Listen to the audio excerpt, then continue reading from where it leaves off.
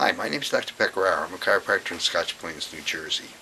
And in this video I wanted to speak about God and how and why He might bring you spiritual healing and physical healing.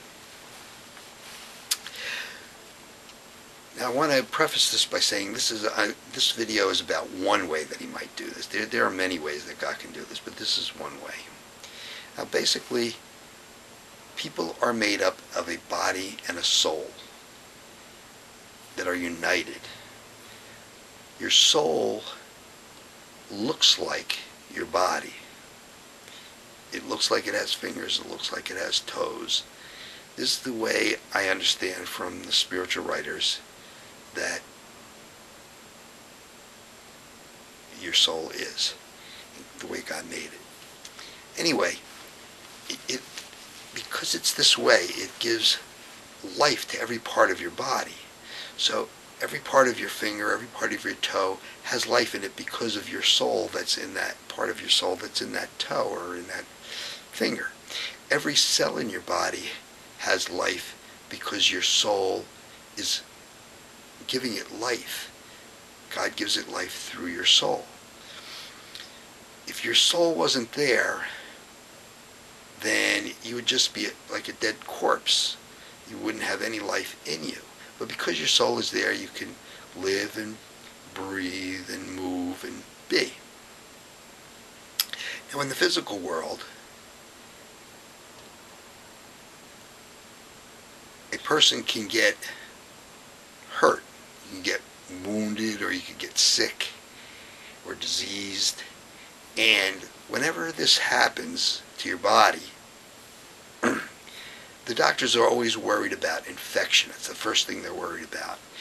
And in infection, basically what's happening is germs from the air are getting into the wound and growing there and sort of taking up house there and making it worse. The longer they're there, the more they come in, the harder it is to get better, and the longer it takes to get better. Now, the same thing happens with your soul. Your soul can be wounded by sin. And when it's wounded by sin, it's opened up for evil spirits to come in. They can come in, and as many as there are in the spirit world, which is many, can actually come in. And they come into your soul, they set up house, just like the bacteria do in your physical body. And the more, same as with your physical body, the more that come in, the harder it is to get rid of them, and the longer it takes to get rid of it. Once they've come into your body, it can affect your entire life.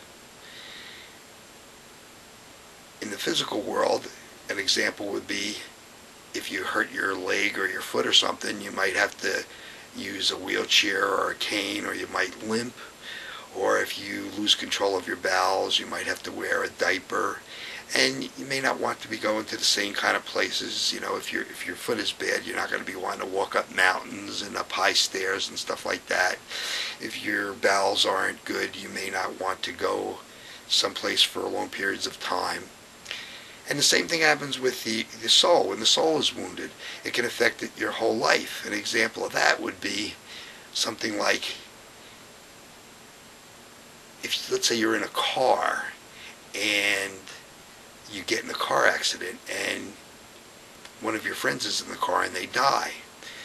Well, you might subconsciously now, because your soul is wounded by this trauma, you may not want to live where you have to drive.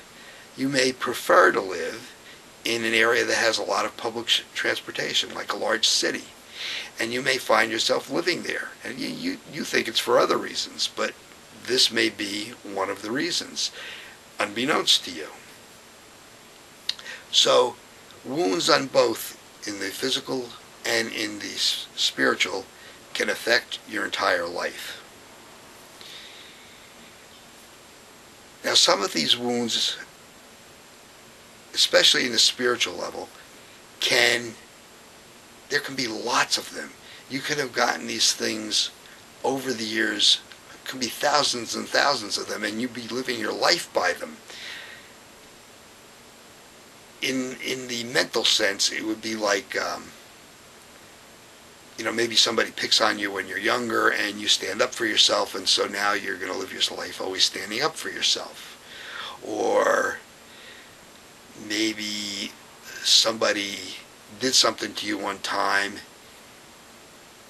and this will be in the spiritual realm. Let's say somebody did something to you one time, and now you think everybody's out to get you, so you're always irritable. So you can have it both ways.